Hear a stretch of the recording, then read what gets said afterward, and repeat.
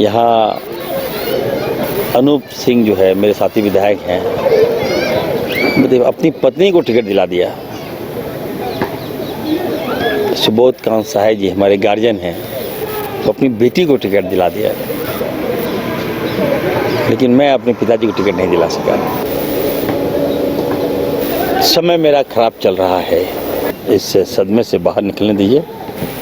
Then I will move. मैं नहीं, झारखंड की एक एक जनता चाह रही थी कि इस बार फुरकान साहब को टिकट मिले। बैकवर्ड हम मुस्लिम से आते हैं और इसकी सज़ा मिली है मुझे। बिहार के जो भावी मुख्यमंत्री हैं तेजस्वी यादव साहब, वो आए थे कल, मुझे उन्होंने बताया कि बिहार में आपकी ज़रूरत है। देश के प्रधानमंत्री भी कहते हैं कि नहीं 400 पार कर लेंगे।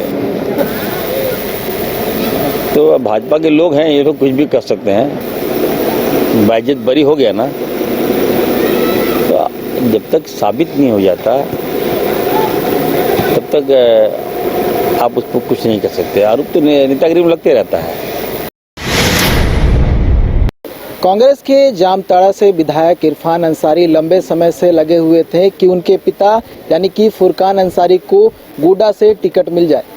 सीट की घोषणा हुई, दीपिका पांडे सिंह को टिकट दिया गया, लेकिन फिर से बदलाव हुआ है और अब उनके स्थान पर प्रदीप यादव को टिकट दे दिया गया है। लंबे समय से इरफान अंसारी लगे हुए थे कि बदलाव हो जाए, लेकिन बदलाव तो हुआ, लेकिन ये जो चाह रहे थे वो नहीं हुआ। हमारे साथ इरफान अंसारी, उनसे बात करते हैं। इरफान जी, आप चाह रहे थे कि आपके जो पिता हैं फुरकान अंसारी, उन्हें टिकट मिल जाए, क्योंकि पहले भी सांसद रह चुके हैं, तजुर्बा है, लेकिन नहीं मिला। कहाँ कमी रह गई? जो आप चाह रहे थे वो आला कमान से जो बातें रख रहे थे, क्या उस बात में कमी रह गई? देखिए, प्रदेश कांग्रेस कमेटी का कार्यकारी अध्यक्ष रहा हूँ मैं, और मेरी राय में कौन लोकसभा सीट हम जीत सकते हैं, कौन प्रत्याशी हो सकता है, ये सब लोग जानता है। लेकिन मेरे पिताजी फुरकान अंसारी हैं, ये बात सही है, लेकिन कांग्रेस पार्टी के सबसे बड़े और कद्दावर नेता है वो, जनाधार है, मास है। मैं नहीं, झारखंड की एक एक जनता चाह रही थी कि इस बार फुरकान साहब को टिकट मिले। दिन रात मेहनत किए, 5 साल मेहनत किए, और विगत आप ये कह सकते हैं कि 19 में भी टिकट नहीं मिला था। वो चुनाव हारने के बाद से लगातार कभी गोड्डा, देवघर, पौड़िया, मागमा, जरमुंडी, मधुपुर की जनता को नहीं छोड़े। वो हमेशा उनके सुख में दुख में वो काम आए, और हम लोगों को लगा था कि इस बार क्लीन स्वीप मिलेगा इनको। पार्टी का जो निर्णय था कि नहीं टिकट नहीं मिलेगा, ये बाद में पता चला। अगर ये मुझे इंडिकेशन मिल जाता, आज लोग बता रहे हैं कि हम आपको टिकट देते, तो पहले अगर बता दिया जाता कि नहीं फुरकान साहब को टिकट नहीं देंगे, क्योंकि मेरे फादर हैं वो, और हमें लगा कि नहीं एक तो अल्पसंख्यक को सीट मिलेगा ही झारखंड में, तो ऐसे में सबसे उपयुक्त जो कैंडिडेट थे वो फुरकान साहब थे। अब टिकट नहीं मिला, पार्टी का जो फैसला है मैं तो मानूंगा ही मानूंगा, मैं बाहर तो नहीं जा सकता, लेकिन अफसोस तो है, यहाँ के लोगों को अफसोस है, यहाँ के आवाम को कहूँगा कि चलिए पार्टी के निर्णय पर विश्वास कीजिए। और अब हमारा मुद्दा है भाजपा हराना। ठीक है, हमारे 18% समाज को अहमियत नहीं दी गई, तो कुछ कारण समझे होंगे, वो लोग एक्सपर्ट लोग हैं, जानकार लोग हैं। तो राजेश ठाकुर जी हैं, हमारे CLP आलमगीर साहब हैं, हमारे प्रभारी मीर साहब हैं, उनको लगा होगा कि नहीं इस समाज को टिकट ना दें, तो चलिए मैं उनको बधाई देता हूँ। लेकिन हम लोग कांग्रेस पार्टी से हैं, मैं अपनी जनता से, तमाम लोगों से कहूँगा कि बीजेपी को हराना मेरा लक्ष्य है, बीजेपी को राज से हटाना मेरा उद्देश्य है। मैं हूँ, मैं हारा नहीं हूँ, मैं आपका काम करता रहूँगा। आज नहीं तो कल निर्णय बदलेगा लोगों के। माइंड सेटअप चेंज होगा। 2 दिन पहले आपके पिता से मेरी बात हुई थी, उनका कहना था कि इरफान अंसारी पैरवी कर कर कहीं ना कहीं मेरा कद जो है वो छोटा कर रहा है। कौन? आपके पिता क्या बोले? बोले कि इरफान अंसारी जो मेरा पैरवी कर रहे हैं, कहीं ना कहीं मेरा कद जो है छोटा हो रहा है। देखिए, ये उनका बड़प्पन है। देखिए, एक पिताजी का बड़प्पन देखिए। वो मैं कहा ना कि वो ऐसे नेता हो पाना बहुत मुश्किल है आज के दौर में। वो जानकार, वो रहनुमा, वो सबको लेकर चलना, समाज को लेकर चलना। और जब पार्टी में एक्सपर्ट लोग आ जाते हैं ना, तो मेरिट मर जाता है। और आज पार्टी में बड़े बड़े लोग आ गए हैं, मुझे इसका अफसोस है। फुरकान साहब इस बार जीत जाते हैं वो गोड्डा से। अंतिम पाली थे। लोग मुझे बोल रहे हैं कि यहाँ अनूप सिंह जो है, मेरे साथी विधायक हैं, मतलब अपनी पत्नी को टिकट दिला दिया। सुबोध कांत साहब जी हमारे गार्जियन हैं, तो अपनी बेटी को टिकट दिला दिया। लेकिन मैं अपने पिताजी को टिकट नहीं दिला सका। इसका मेन कारण है कि मैं वो समाज से नहीं आता। मलाल है इस बात का। मैं बैकवर्ड, हम मुस्लिम से आते हैं और इसकी सज़ा मिली है मुझे। अगर मैं मुस्लिम नहीं होता तो एक क्या 18% की आबादी में 4 टिकट लेके आता मैं। याद रखिए, यही है। लेकिन चलिए, मैं फिर से मैं कहूँगा कि अब जो बीत गई सो बात गई। मलाल है कि नहीं? क्योंकि आपने कहा कि अनूप सिंह ने अपनी पत्नी को टिकट दिला दिया, सुबोध कहाय ने अपनी बेटी को टिकट दिला दिया, आप अपने पिता को टिकट नहीं दिला। मैं देखिए कांग्रेस पार्टी से बिलोंग करता। कांग्रेस पार्टी का ये आइडियोलॉजी नहीं रहा है। जो संघर्ष करता है, जो काम करता है, जो पार्टी से जुड़ा है, जो पार्टी को समय दिया है, पार्टी के लिए लड़ा है, पार्टी के लिए आंदोलन किया हो, पार्टी के लिए जेल गया हो, पार्टी उसको आगे लाती है। लेकिन पहली बार ऐसा चमत्कारी फैसला लिया गया है, न जाने किसके कहने पे लिया गया। इस तरह के फैसले निश्चित तौर पर अब तो हम लोग हावी हो जाएंगे, दावा करेंगे। अब तो हम तो ये चाहेंगे हमारी सास को भी टिकट दे, हमारे ससुर को भी टिकट दिया जाए। ये प्रवृत्ति है, काम करे ना करे, हम लोग हैं ना, हम लोग रहेंगे, बैकअप रहेंगे। प्रदीप यादव कैसे कैंडिडेट मानते हैं? 4 बार चुनाव हार चुके हैं इससे पहले। दीपिका जी भी अच्छी थी, प्रदीप जी भी अच्छे हैं, बुरे तो कोई नहीं है। मैंने किसने कह दिया बुरे हैं? पार्टी ने टिकट दिया है तो आप पूरा समर्थन करेंगे? मैं पार्टी का वफादार सिपाही हूँ। समय मेरा खराब चल रहा है, परिस्थिति मेरे अनुकूल नहीं है, तो इसका मतलब क्या? आज नहीं तो समय आएगा, time will come back, sky has no limit. ठीक है, इसलिए मैं चलता हूँ। राहुल जी का जो फैसला होगा इरफान अंसारी मानेगा। अभी आप देख सकते हैं कि बिहार के जो भावी मुख्यमंत्री हैं तेजस्वी यादव साहब, वो आए थे कल। मुझे उन्होंने बताया कि बिहार में आपकी ज़रूरत है।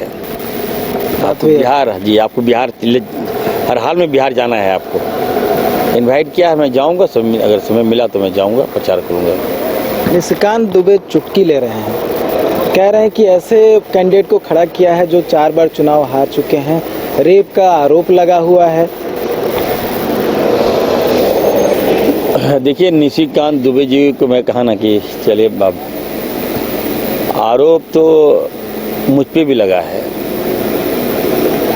बाइज्जत बरी हो गया ना, तो जब तक साबित नहीं हो जाता तब तक आप उस पर कुछ नहीं कर सकते। आरोप तो नेतागिरी में लगते रहता है। बोले चुनाव प्रचार नहीं करेंगे, वो तो ऐसे ही जीत जाएंगे। नहीं, देखिए, अब देश के प्रधानमंत्री भी कहते हैं कि 400 पार कर लेंगे। तो भाजपा के लोग हैं, ये लोग कुछ भी कर सकते हैं। ये लोग को पहले से पता होता है कि हम कितना जीतेंगे, कितना वोट से जीतेंगे, कहाँ से जीतेंगे, कौन बूथ में कितना वोट आएगा, ये सारी जानकारी भाजपा के नेताओं को रहता है। तो इससे चलिए कोई फर्क नहीं पड़ता। हम लोग मैदान में हैं, हम लोग आला कमान जो भी जवाबदेही देगा हम लोग करेंगे। अपने आवाम से कहेंगे कि आप लोग बिल्कुल हताश नहीं हो, निराश नहीं हो। ठीक है, कुछ लोगों ने कहा कि ये कौम, ये अक़लियत कौम, ये अल्पसंख्यक चटाई बेचता है, गैरेज में काम करता है, टायर ट्यूब बनाता है। कुछ लोगों ने कहा, मुझे ख़राब लगा, लेकिन चलिए मैं उनसे कहूँगा हम गरीब हो सकते हैं, बेबस लाचार हो सकते हैं, लेकिन कमज़ोर नहीं है। हमारा मॉरल नहीं मरा है। आबादी है, ठीक है, हम लोग सेम रखिए। समय ख़राब चल रहा है, आने वाले दिनों में आपका समय होगा।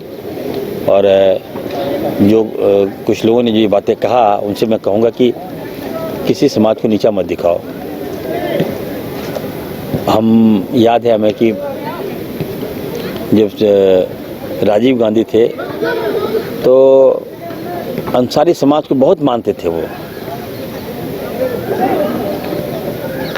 बहुत मानते थे, मैं देखा हूँ। तो लग रहा है जैसे कुछ ज़्यादा भावुक हो जा रहे हैं आप। हालांकि आप कह तो रहे हैं लेकिन भावुक नज़र आ रहा है, आपकी आंखें बता रही हैं जो वो करना चाहते थे वो हुआ नहीं। मुझे देखिए पीड़ा तो है कि मैं, लोग हमसे कमेंट्स कर रहे हैं बहुत ख़राब फेसबुक, ट्विटर, हम तो बंद कर दिए ट्विटर अभी, कि फुरकान साहब को आपने जलील करवाया। न जाने मेरे रहते मैं 2 बार का विधायक रहा हूँ, दिन रात पार्टी के लिए काम करता हूँ। पार्टी को सोचना चाहिए था, एक बार अगर उनको पार करा देते तो सीट निकल जाता, उनका सम्मान भी रह जाता। पार्टी को बहुत कुछ फुरकान साहब ने दिया है, पार्टी ने भी दिया है उनको, लेकिन फुरकान साहब ने पार्टी को सींचा था। लेकिन चलिए, अब इस पर जितना हम डीपली जाएंगे उतना हमको सदमा लगेगा। इसको हम क्लोज करना चाहते हैं, हम थोड़ा रेस्ट लेना चाहते हैं, हम कहीं बाहर जाना चाहते हैं। हम मेंटली थोड़ा टॉर्चर हो चुके हैं, अब ये सह नहीं पा रहे हैं। पार्टी का जो भी निर्णय है स्वागत योग्य है, पार्टी के साथ है, पार्टी जहां हमको रखेगी मैं रहूँगा। प्रतिवादियों के समर्थन में जाएंगे, प्रचार करेंगे। पार्टी जहां भी कहेगी मुझे, आज भी मैं नहीं चाहते हैं, आज भी मैं कर रहा हूँ। पार्टी कहेगा कि इरफान अंसारी छलांग मार दो तुम, मैं छलांग मार दूंगा। आपकी दिली इच्छा है कि नहीं? मैंने कहा ना, पार्टी मुझे जहाँ कहेगी, ताड़ गाछ पे ऊपर उठा के बोलेगी छलांग मार दो, छलांग मार दो। कांग्रेस नस नस में है, किसी ने बदनाम किया हमको। हम ये कहना चाहते हैं, सूरज पश्चिम से उगता है ना जी, पूरब से उगता है, डूबता कहाँ है? पश्चिम में डूबता है। पूरब से उगता है सूरज और डूबता पश्चिम में है। अगर सूरज भी अगर पश्चिम से उगे और पूरब में डूब जाए, ये संभव है। लेकिन इरफान अंसारी कभी भाजपा में कभी जा नहीं सकता, कभी सोच नहीं सकता हूँ। किसी ने दामन में दाग लगाने का प्रयास किया तो सच्चाई सामने आ गया। मैं कांग्रेसी हूँ, याद रखिएगा। कांग्रेस हारे, कांग्रेस जीते, कांग्रेस अप जाए या डाउन जाए, अब मैं तो साथ में नहीं रहूँगा कांग्रेस के, लेकिन हाँ, जब कांग्रेस बुरे परिस्थिति में रहेगा वहाँ इरफान अंसारी खड़ा रहेगा। आज हमारा समय बुरा है, हम मेहनत कर रहे हैं, कांग्रेस को आगे ला के रहेंगे और झारखंड में हम पूरा कांग्रेसमय कर देंगे, ये वादा करता हूँ। आखिरी सवाल, 7 सीट जो है कांग्रेस की है, कितनी सीटें आएंगी 14 में से? थोड़ा वेट एंड वॉच कीजिए, थोड़ा सदमा में थोड़ा उभरने तो दीजिए, तभी जब मेरा झुंड निकलेगा। वेट एंड वॉच कर रहा हूँ, जहाँ लोग बुलाएंगे जहाँ जाऊँगा।